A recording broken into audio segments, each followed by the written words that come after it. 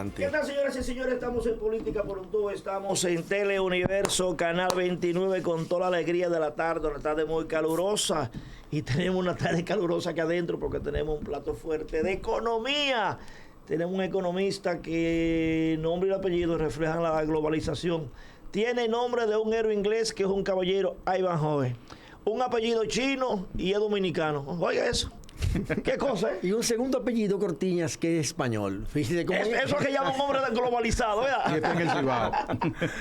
Bueno, tenemos, no voy a decir nombre porque después lo digamos. Ya, Ivanhoe Cortiñas, Superintendencia de Valores, Contralor de la República, economista de profesión. Donde hay números. Escritor, estaba en toda parte, y entre otras cosas. Buenas tardes, Luis Córdoba. Buenas, saludos al país, también a nuestro invitado, a todos y todas. Arranca Política por un Tubo como cada una de las tardes. La retransmisión en horario nocturno a las 12 de esta medianoche y el saludo a aquellos que siguen la plataforma STI Factory.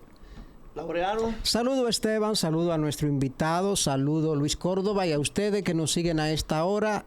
Marzo, el marzo de las batallas, avanza y esto es Política por un Tubo, así con K.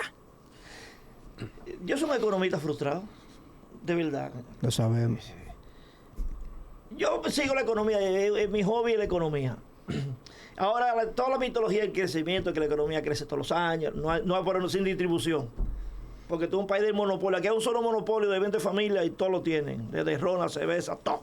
Entonces no hay distribución, entonces queda arriba. La productividad crece, pero el salario está más empobrecido cada día. La economía crece nominalmente, pero realmente es una porquería. Entonces, que crece, siente que crece nada, mayor pobreza. Y aquí hay un problema. ¿Qué pasa con la economía? Si hemos crecido tanto, 5% en los últimos 10 años, 20 años. Sin embargo, la pobreza, aunque dicen que la pobreza monetaria, que es una estafa, ha bajado. ¿Cómo tú ves realmente como economista y la experiencia que tú tienes en el Estado, esta economía, cómo anda realmente? Bueno, Esteban, gracias por darme esta oportunidad, Luis. Digo, no dijimos de qué partido era, ¿verdad? De la Fuerza del Pueblo, y Leonel Fernández. Sí, me olvidó decirlo, ¿verdad? Que es de la Fuerza del Pueblo. Sí, ciertamente, así es, gracias y a orgullo también.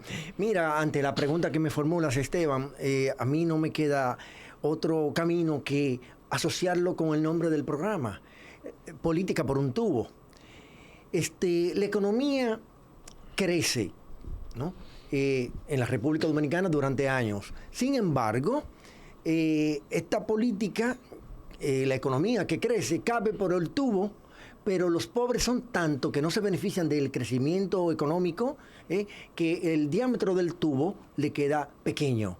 Porque el 80% de la población dominicana no le alcanza los ingresos monetarios que reciben mensualmente, anualmente, para poder cubrir el costo de la canasta básica familiar dominicana. No importa el quintil 1, que es el más pobre, y el quintil y el promedio nacional, que agrupa los 5 estratos sociales, desde el 1 hasta el 5, y tomando en cuenta que el quintil 1, el costo de la canasta básica familiar supera los 23,000 pesos al mes y el promedio nacional que supera los 45,000 pesos al mes, resulta bien hacer que entre el 70 y el 80% de la población de la República Dominicana recibe ingresos mensuales por debajo de 23,000 pesos. Lo que significa entonces que el crecimiento, aunque quepa por el tubo, los pobres no caben por el tubo porque son tantos, ¿no?, que no reciben ese beneficio, el crecimiento no lo alcanza, de ahí que la explicación radica en que la distribución del ingreso no le llega a los pobres. Y es por eso que la mayoría de la gente, cuando el Banco Central, cuando el gobierno dice, la economía creció en tanto por ciento, digamos, como dijeron ahora, 4.6% en enero del 2024. La gente dice, pero bueno, ese crecimiento fue en el Banco Central, en el Palacio Nacional, en el Ministerio de Hacienda, porque en mi casa o en los bolsillos de cada uno de nosotros, ni siquiera la mitad de ese 4.6% me ha llegado, ¿no? De manera que la población tiene razón cuando dice que ese crecimiento económico no le ha llegado. Y cuando dice que no ha llegado, tampoco quiere decir que no haya ese crecimiento. Lo que pasa es que el crecimiento se queda concentrado, lo recibe pocas manos. En este caso, el 20% de la población recibe el crecimiento económico versus el 80% que no lo recibe. De ahí que se produce la desigualdad social que hay en nuestros países. Y eso ese tiene 20% fundamento. no distribuye. No, se queda concentrado en esas manos. Y esa es la razón por la cual ese segmento poblacional dice las cosas van bien, ahí tenemos bonanza económica, y entonces construyen una burbuja que no es el país, en una zona de confort que no, naturalmente, ningún ciudadano de a pie se siente representado, que son la mayoría del pueblo dominicano, ¿Pero que son quiénes los representan guaguaguá, ese núcleo del 20%? en los popis. Los popis, lo que hoy se denominan los popis, y el 80% los guaguaguá. Bien. Este hombre está en lo suyo. No. Es un profesor Está actualizado. Socialmente es peligroso que un asunto se mantenga así y en la proyección. Totalmente, Luis, es una amenaza, es una amenaza. Y es una amenaza porque, si bien es cierto que no es malo que una economía crezca de entrada, en cualquier economía del mundo, si crece, está bien. Ahora, si crece al margen de las grandes mayorías poblacionales, quiere decir que de que, en este caso dominicano, hasta el 80% no se beneficia del crecimiento económico, eso se va acumulando, como la inflación que se acumula. Así, Luis, como tú no cumples, digamos, un año menos cada año, tampoco Esteban, tampoco Laureano, y mucho menos yo, Ayman Joe, sino que cada año cumplimos un año más. Eso pasa con la inflación. La inflación se acumula. Y entonces, con una inflación tan alta en los alimentos, en este gobierno del 34%, y una pésima distribución del ingreso, que no le beneficia a ese 80% de la población que no recibe los beneficios del crecimiento económico, se constituye en una bomba de tiempo que a la corta o a la larga se puede traducir en estallidos sociales. Por eso es que a veces en países uno dice, pero mira, hubo un estallido social y como que parece inexplicable. En el momento parece inexplicable, pero cuando usted se va a las raíces estructurales, se da cuenta entonces que esa es la razón fundamental. Hay más razones, porque esto es un fenómeno multicausal, naturalmente. Hay economistas que sostienen que ese crecimiento descansa en el alto endeudamiento. Incluso Leonel ha escrito sobre eso, tu líder, y ha criticado el crecimiento y ha criticado esa combinación, dice, el supuesto crecimiento con alto endeudamiento. ¿Realmente es así? Sí, totalmente. Fíjate, este es un gobierno, el gobierno del Partido Revolucionario Moderno, que lo preside nada más y nada menos que el señor Luis Abinader, que es economista. Y destaco lo de economista porque no es lo mismo un abogado, un médico siendo presidente de la República que un economista siendo presidente de la República. El presidente, cuando es economista, en este caso lo es, está más en capacidad de entender estos problemas de carácter económico, como ese que usted señala, Esteban, que tiene que ver con el endeudamiento. Este gobierno del PRM es campeón en endeudamiento. Pero cuando yo afirmo, y el presidente y compañero y nuestro candidato Leonel Fernández afirma que estamos frente a un gobierno que es campeón en endeudamiento, no es una expresión hueca, como decía Juan Bosch. Es una expresión que está sustentada en evidencia. Y me explico. Cuando estas autoridades llegaron al gobierno, estoy hablando de agosto del 2020, la deuda del gobierno central era de 39 mil millones de pesos. Ahora, enero del 2024, la deuda, Laureano, Luis, Esteban, alcanza los 55 mil millones de dólares. Eso no es la consolidada. No, esa es la del gobierno central. Okay. La consolidada anda por 75 mil millones de dólares, sí, que esa incluye la del Banco Central. Sí.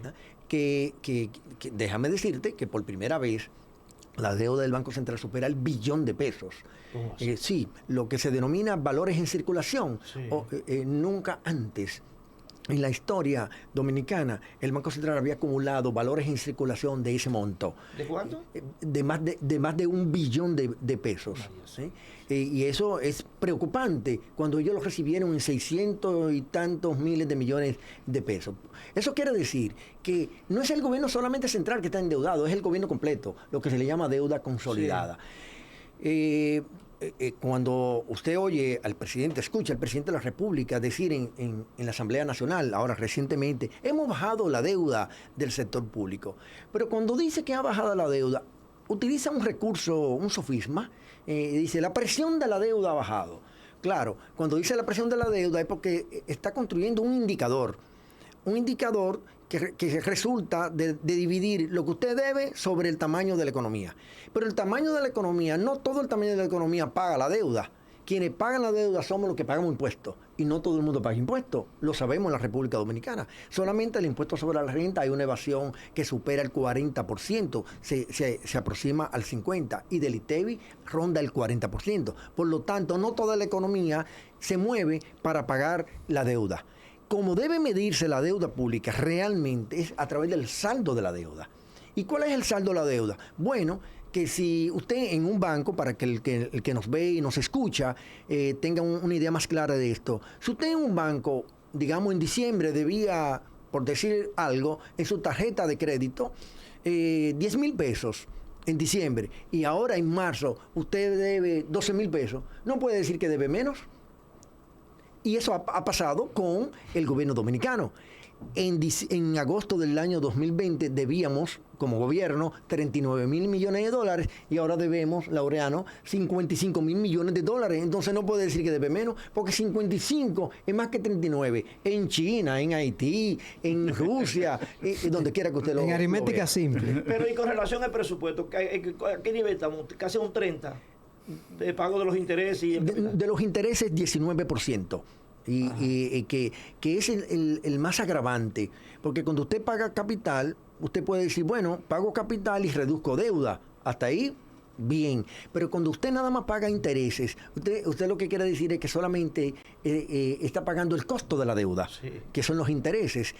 El 19% del presupuesto nacional se va en el pago de los intereses de la deuda pública externa e interna. Eso es elevado. Elevadísimo. Y ha ido creciendo en este gobierno. Antes era 15%, alrededor de 15%. Ahora anda alrededor de 19%. Por lo tanto, esa es otra expresión más que te dice, Luis, que este gobierno es el campeón en endeudamiento. Ahí, bueno, hemos pasado, los políticos y los actores principales del país, se pusieron de moda de abogados a los economistas. Cada vez hay mayor interés en eso, en conocer y comprender eso. Un ejemplo es Argentina, que hoy tiene la discusión no solamente de política, sino de modelo de economía. Nosotros, el ABC, para poder entender lo que no somos economistas ni apasionados del tema, sino pagadores. ¿Qué esperar de ese tipo de modelos? O sea, hay subsidios, hay acciones. ¿Qué orientar al país en un gobierno o con lo que sea, para poder ir saliendo de una crisis o no enviarnos al abismo? Mira, yo no quiero jugar el papel de asesor para este gobierno porque yo no estoy en la nómina del gobierno y caramba, tengo 12 años fuera del sector público y como que no sería justo yo darle una asesoría sin recibir pago cuando se gasta 9,000 millones de pesos en publicidad y mucha gente recibe grasa.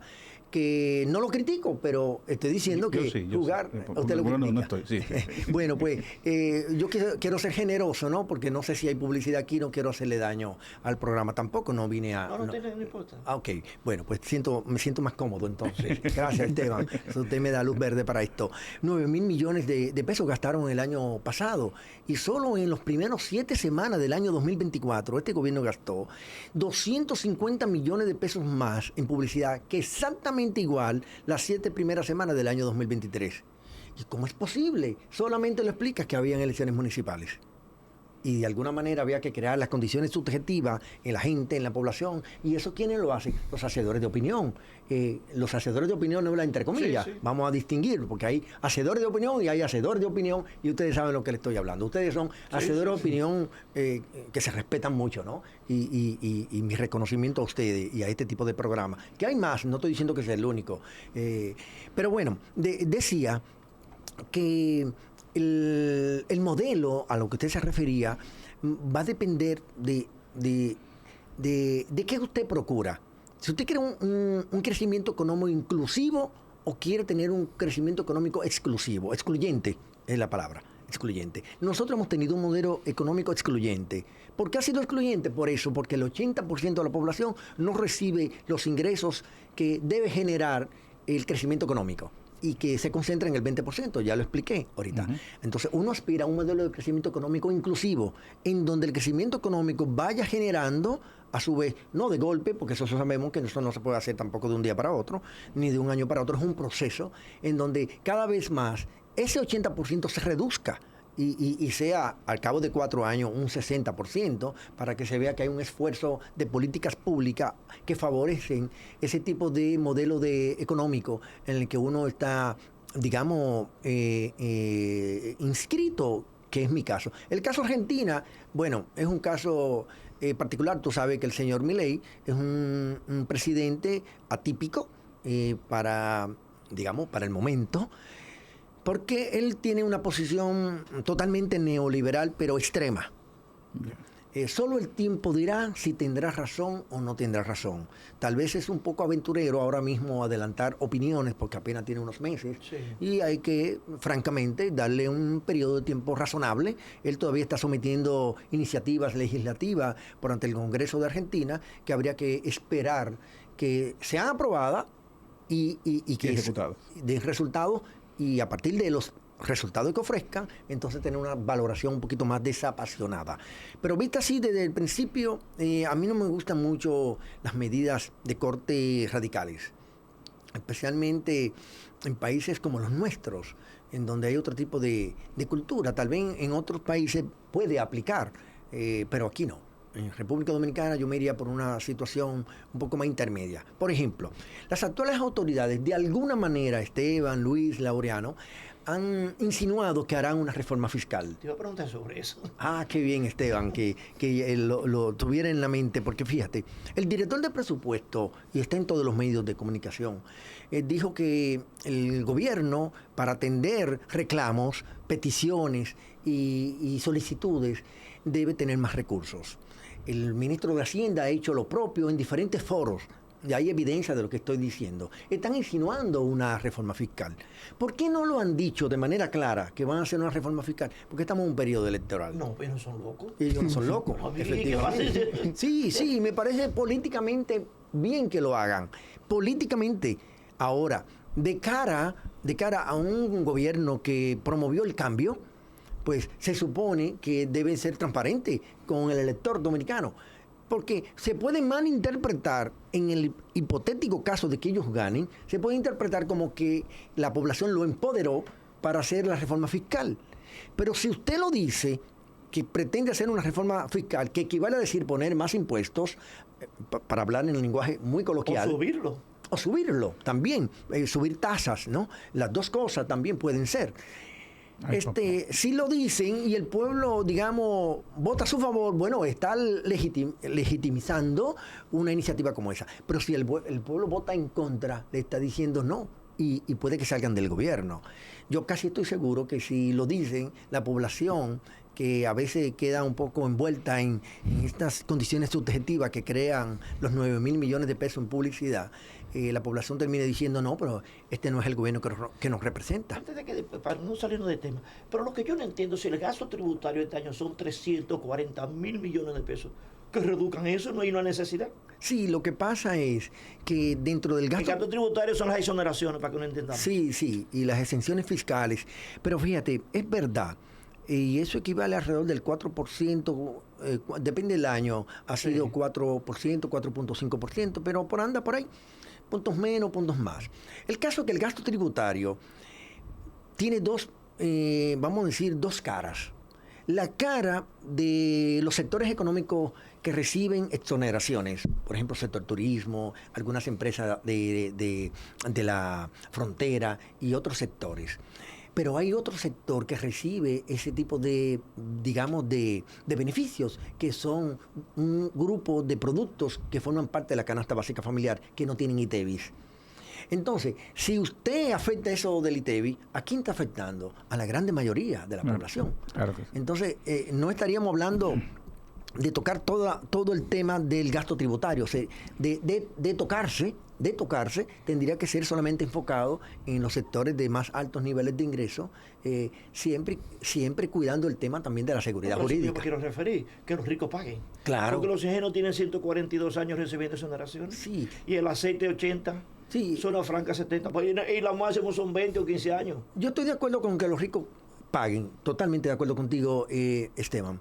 Pero fíjate, si usted es empresario, el empresario A, que venga al país atraído por un marco legal que le diga que tiene beneficios fiscales, por decir algo, por 5 años, usted no debe cambiar las reglas del juego antes de los 5 años, ¿no? Sí, Porque la seguridad jurídica como que estaría en juego. Entonces es un tema delicado, que hay que verlo un poco desapasionadamente. El caso es que si el gobierno, yo lo que quiero que se entienda a nivel de los que nos escuchan y nos ven, la población en general, que una reforma fiscal que equivale a poner más impuestos o aumentar los impuestos, lo que hace es trasladar recursos de los bolsillos de cada uno de nosotros, los ciudadanos en común y otros sectores, y se lo trasladan al gobierno. ¿Para qué, Esteban? Mira qué buena pregunta yo mismo me hago. ¿Para qué el gobierno quiere más? Más recursos. ¿Para gastarlo en la forma que lo está gastando? Pues no. Porque fíjate, ¿cuánto gasta el gobierno en gasto corriente? De cada 100 pesos que gasta, 87 pesos. En gasto corriente. ¿Qué son los gastos corrientes? Gastos improductivos. ¿Cuánto gasta en inversión pública? Lo que se llama gasto de capital. De cada 100 pesos... La construcción. Sí. Para que la gente lo entienda. Sí, obras, en general, obras. Gasta de cada 100 pesos, 13 pesos. Está bajito. Sí. Actualmente, en el año 2024, y en el 2023, y en el 2022, y en el 2021, esto es lo que ha gastado este gobierno.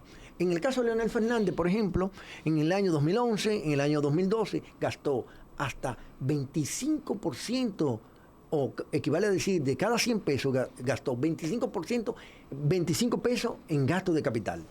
El gasto de capital tiene la ventaja de que aumenta la capacidad productiva de una nación, genera empleos directos e indirectos, pero al mismo tiempo aumenta el patrimonio público, ¿no? Y eleva el nivel de competitividad de la economía de un país. Porque cuando usted hace un puente, o cuando hace una autopista, o bien una presa, o cualquier obra de infraestructura, o construye hospitales, o universidades, centros tecnológicos, usted está aumentando la capacidad del país. Y eso es un buen gasto. Si hablamos de calidad de gasto, eso es un buen gasto. Ahora, cuando usted gasta 9.000 millones de pesos en publicidad, yo quiero saber que me diga alguien si eso es un buen gasto. Laureano.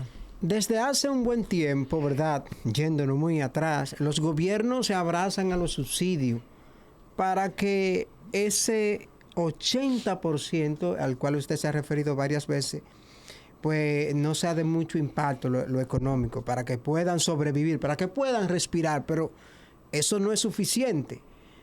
¿Qué hacer entonces? Y lo otro es, hay una clase popi, hay una clase guau, pero hay una clase media que se empieza a definir como popi guau, porque ni está aquí ni está allá, y son los que cargan todo, porque eso ni se puede robar la luz, ni tampoco tienen subsidio. ¿Qué hacemos con esa parte? Mira, tú has dado en la diana respecto a este tema de las clases sociales, que hoy le llamamos de esa manera. Juan Bosch le llamaba tutupotis, hijo de Machepa. Hoy día están los guaguaguá y están los popis. Y los popis guá, que es una mezcla de guaguaguá y sectores de clase de ingreso medio. Los gobiernos deben, conforme a la Constitución Dominicana y conforme a la Ley de Estrategia Nacional de Desarrollo, prioriza que el gasto público debe beneficiar a esos sectores, preferentemente. ¿Con qué objeto? De poco a poco ir sacando a la gente de la pobreza. Pero las políticas públicas, al menos de los últimos años, no han tenido énfasis en eso. Porque el gobierno y el presidente dijo ahora en estos días, el 27 de febrero, que la pobreza había bajado 3%. O sea, los guaguaguá habían bajado 3%. Uno se pregunta, en la lógica coloquial de cualquier ciudadano de a pie, que ¿cómo es posible que si en 3 años y medio nada más se han creado 895 empleos en el país, empleos formales? Porque cuando el gobierno habla de que ha aumentado el empleo, es el empleo informal. Y el empleo informal, el gobierno no puede llevarse ese mérito porque no es un mérito. Es como las remesas. Las remesas, el gobierno no tiene mérito. Quienes tienen mérito son la diáspora, que envía mensualmente, semanalmente a sus familiares y relacionados recursos. Entonces, decía que el presidente dijo que la pobreza había bajado 3 puntos porcentuales. ¿Cómo es posible que puede bajar 3 puntos porcentuales si la inflación ha aumentado de la comida en 34%, inflación acumulada? El incremento salarial que ha habido en algunos sectores, el reajuste salarial que ha habido, el salario mínimo en algunos sectores, está muy por debajo de ese incremento de la inflación. Solamente se ha creado 895 empleos. Cualquier zona franca crea 895 empleos en el país. Cualquier zona franca, ¿no? O cualquier empresa grande incluso. No solamente una zona franca, una empresa de una zona franca crea esa cantidad de empleo. Entonces no es un mérito del gobierno. Es impensable que en esas condiciones un país pueda bajar la pobreza. Entonces, es que han construido una zona de confort en ese relato, en esa narrativa que este gobierno está construyendo con los 9.000 millones de pesos que gasta en publicidad, como para que la gente se crea el cuento, ¿no? Y yo espero que la población no se crea el cuento, porque si se cree ese cuento, entonces pudiéramos volver a tener 4 años de tragedia. Después de las elecciones municipales, ¿cómo se siente la fuerza del pueblo para el 19 de mayo? Mira, yo empezaría diciendo... ¿Para meternos a la política ahora? Por supuesto. Yo empezaría diciendo que en mayo es con Leonel.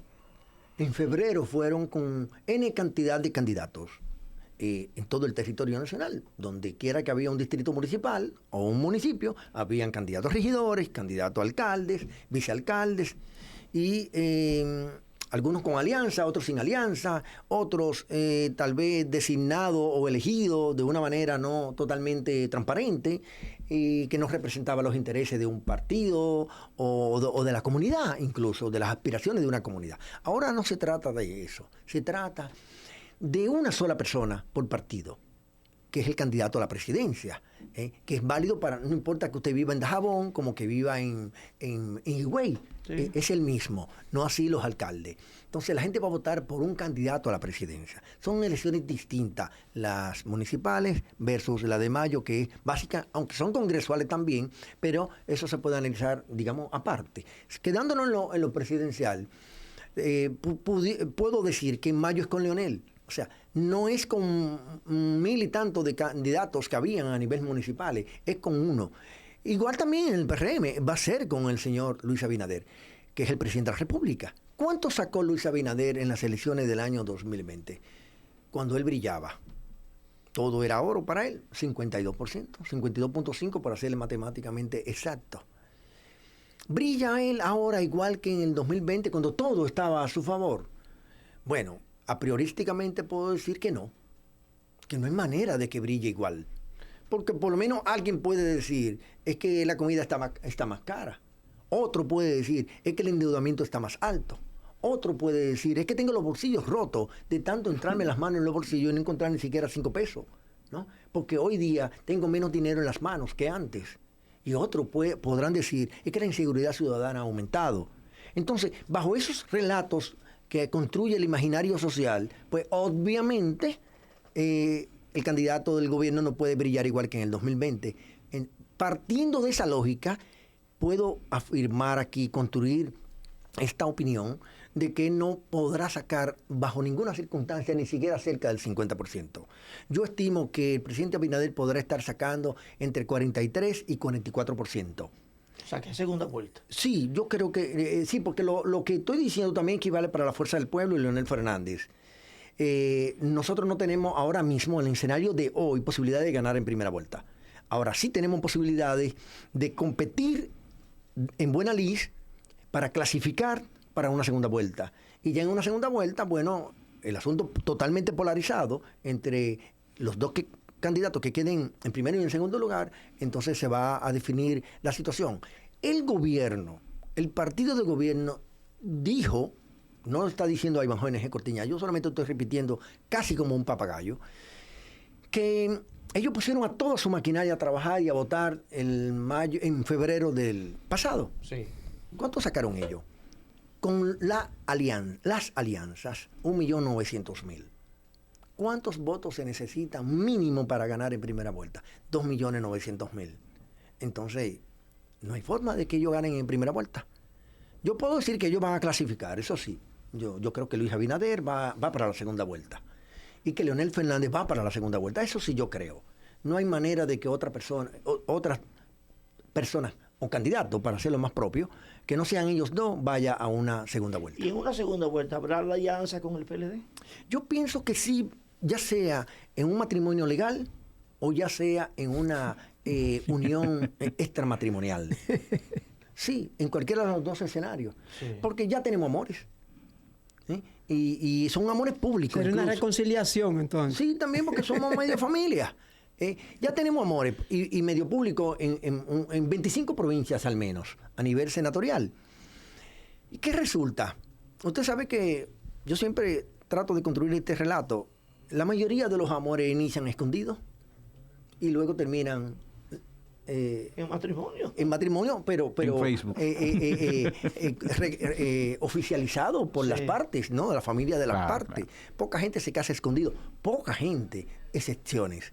Entonces, para la segunda vuelta, a mí no me cabe la menor duda que ese matrimonio, ya sea en forma extramarital o ya sea en forma de matrimonio, extramatrimonial, que quise decir, extramatrimonial o en matrimonio formal, se va a producir en forma natural o no natural. Nos quedan 10 minutos para que te vaya a las 40 y te dé tiempo de llegar. Gracias por la consideración. Sí, no, yo quería te la hora completo, pero gente que tiene un compromiso como darte 40 para que llegue a tiempo. Es verdad. La perspectiva de la economía dominicana y el caso de Haití, ¿cómo tú ves la situación para el país? Sí, cada vez peor. Por cada día de dificultad que hay con Haití, en términos económicos me refiero, sí. El país pierde entre 4 y 4.5 millones de dólares diarios. Dios mío. Sí. ¿Y quiénes lo pierden? Productores, comerciantes y gente que se vincula a esas actividades del comercio y de la producción, a nivel de empleo, por ejemplo. Y naturalmente, eso es un daño que le estamos haciendo a esas gentes, a esos trabajadores, a esos agentes económicos que están vinculados con el tema. Y bueno, del lado de Haití es penoso que un país viva por una situación como esa. Yo no creo que nadie le desee a ningún país del mundo que viva lo que se está viviendo, porque a todo el mundo le gusta vivir en armonía, en tranquilidad. No creo que ningún ciudadano racionalmente sano pueda querer vivir en un estado de zozobra. Yo no lo creo.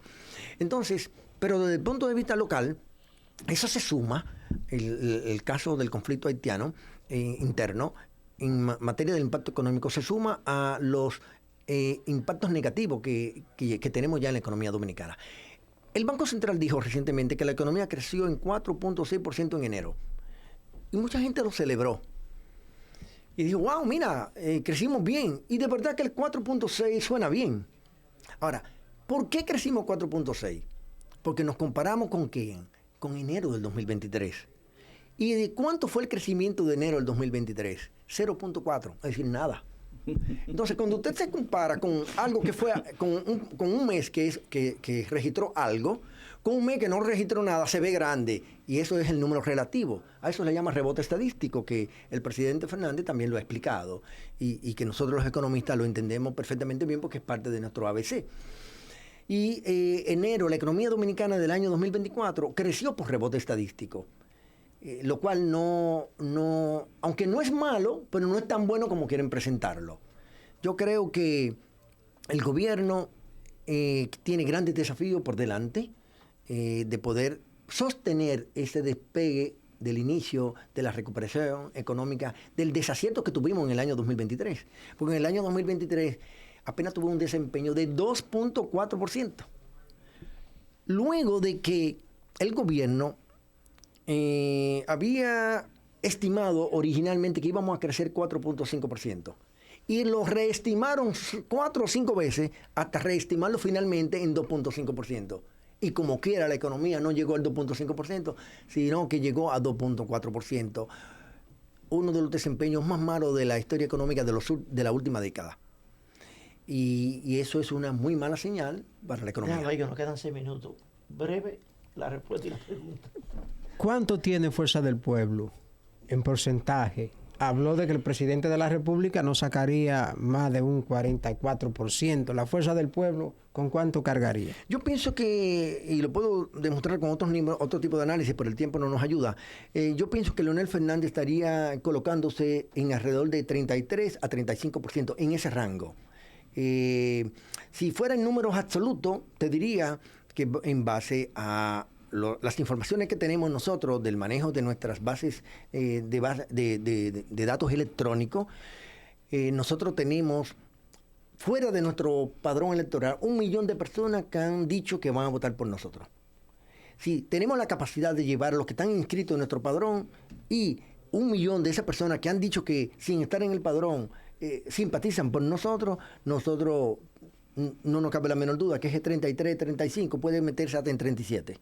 Luis. La crisis es el principal aliado que tiene la fuerza del pueblo en este momento, la crisis económica. Más que la crisis, el padecimiento del pueblo dominicano. Porque hay crisis que no llevan necesariamente a los pueblos a padecer en forma tan dramática como estamos padeciendo, porque hoy día el pueblo dominicano sufre de un fenómeno que se llama reduflación. ¿Qué significa? Reducir la calidad de lo que consume y reducir la cantidad de lo que consume. El que consumía los 3 golpes, hoy nada más consume 1 golpe y medio. Vale decir, medio plátano, un huevo, una lonja de salami y media lonja de queso. Cuando antes eran 2 lonjas de salami, 2 huevos y un plátano entero. Entonces, ese es reducir la cantidad de lo que consume. O sea, que no le da ni para un carrito. Claro que un no. Plátano con 4 ruedas de salami.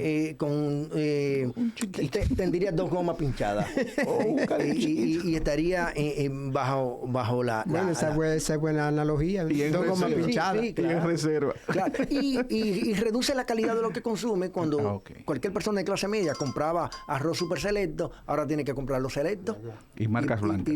Y baja la calidad del producto. Eso se llama reduflación. Y no decir en los pobres es mucho más todavía, mucho más dramática la situación. Probablemente se salte una comida y esté comiendo Y los 2. pobres entienden en campaña, cuando ustedes le dicen esos términos, que hay una reduflación. Por eso trato de explicarlo en la forma más pedagógica que puedo, ¿no? Diciendo que la reduflación no es más que reducir la calidad y reducir la cantidad de lo que consume. Yo creo que eso se entiende, porque cuando a usted, a una gente le dice... Bajar de pollo a pica pica. Exactamente. Ya. O bajar de, como le decía, de 4 ruedas de salami o 3 ruedas de salami carretica. a 2 ruedas de salami, entonces está reduciendo la cantidad De también. plátano a rulo. Bueno, yo finalmente damos un mensaje a la gente sobre la perspectiva del país, de la fuerza del pueblo. ¿Qué ustedes harán para ganar, no? Ustedes están trabajando para ganar, ¿no? Por supuesto, estamos trabajando. Primero tomamos nota de nuestras fallas que cometimos de cara a las elecciones municipales de febrero pasado. O sea, hacer una autocrítica. Sí, ya lo hicimos un levantamiento y estamos en un proceso de aplicar correctivos. Y estamos muy esperanzados de que lo vamos a superar en forma significativa. Si lo logramos superar, entonces esa población altísima, la más alta, que ha tenido la historia electoral dominicana de abstención, por encima de la del 2020, que puede explicarse por el COVID, esa alta abstención estaría votando. Si sale a votar basado en nuestro trabajo político, que a nivel de estructura partidaria, a mí no me cabe la menor duda de que la gente se animará a votar en la casilla 3 por el color verde, por Leonel Fernández en la candidatura presidencial y obviamente aquí en Santiago de los Caballeros por Demóstenes Martínez como candidato a senador. Gracias. Y de más está decirte que cuando quiera volver, yo feliz. No me lo diga mucho, Esteban, porque me mudo para acá. No, que a nosotros nos interesa porque en el caso mío personalmente, bueno, de yo también, pero no me gusta hablar en nombre de nadie. Me gusta la diversidad de las ideas que le Y es bueno, que no sea una cosa muy exclusiva, claro, solamente de un solo lado, ¿no? Que toda la parte tenga participación. Claro. Y te voy a poner un compromiso. Yo tengo un año detrás de Leonel para entrevistarlo, no he podido. Sí. Para sentarlo aquí. Créame que esta noche trataré de comunicárselo, si no llego tan tarde. ¿Él sabe quién soy yo? Sí, pero por supuesto, el país, no solamente Leonel, el país. Sí, Y el programa. Dile, Él sabe del programa también. Además le damos 2 horas. Recuérdese, Esteban, que yo le he dicho como que yo lo recuerdo a usted. Sí, Él no está viendo ahora. Le damos, yo hablo que calma de él, le damos 2 horas. Mira, vamos a hacer lo siguiente. Voy a hablar con Amaury. Amaury me está viendo. Le vamos a dar la hora mía de Carlos Manuel. 2 horas que venga contigo y un equipo técnico. ¿Cuántos somos aquí? Bueno, le ponemos otra silla. Que venga para darle 2 horas, hora y media, para lo que sea, para que hablemos sobre su programa de gobierno. Ah, mira, qué bueno, Esteban, porque el programa de gobierno ya está prácticamente concluido. Pero yo creo que tú vengas con él y otro técnico, no sé. Bueno, si él me elige, te va a elegir. yo no puedo autoinvitarme. No, yo con le digo, él. no, si abajo no viene, a lo mejor no venga. Pero yo quiero hacer un programa. No me caliente así. Oye, yo quiero un panel contigo, él y otro técnico. Sí. Bueno, un político. Sí. 3, para que estemos bien con la cámara. Bueno. Y yo hablar con Amaury y don Luis y con Carlos para que me den 1 hora y media con Leonel aquí. Voy a tratar de reproducir exactamente eso, no tal vez con esas Una palabras. conversación que podemos retransmitir a otro canal también, ¿no? Yo busco la forma. Para que el país lo vea y escuche cuáles son sus propuestas, que en el Cibao prácticamente no la conoce. Usted le refiere política por un tubo, que él sabe, él ve el programa. Sí, sí. Pero dile que yo, Esteban Rosario, quiero hacer ese panel con él de 1 hora y media, contigo, él y otra gente más. Digo contigo que es economista, puede venir Daniel, lo que sea. Sí, claro, Pero cualquier de esa otra gente, sí. para no ser- y nosotros tenemos su programa, un panel con él sobre su propuesta nacional y así lo Aunque hacemos. yo dudo, amigo Esteban, Laureano y Luis, yo dudo que los radioescuchas de ustedes y quienes los ven también prefieran en un panel como el que usted describe escucharme a mí o cualquier otro compañero cuando esté Leonel Fernández al lado. No, pero bueno, 3 es mejor así. 3 hace menos, porque una sola persona sabe. Pero bueno, que me gustan los paneles, la diversidad de las cosas. Sí, pero bueno, me comprometo a hacerle Sí, llegar. dile que queremos un panel con él aquí en ¿Cómo Canal no? 29, 1 hora y media. ¿Cómo no? Que yo me encargo con Amaury. Yo no sé si 1 hora y media, pero por lo menos 1 hora. No, 1 hora y media, para que 1 hora y media para que dé ese desahogo y diga todo lo que quiera. Ay, ay, ay, ¿De ay. acuerdo? Gracias, Eva A Joven. En breve ustedes. retornamos con la pausa comercial.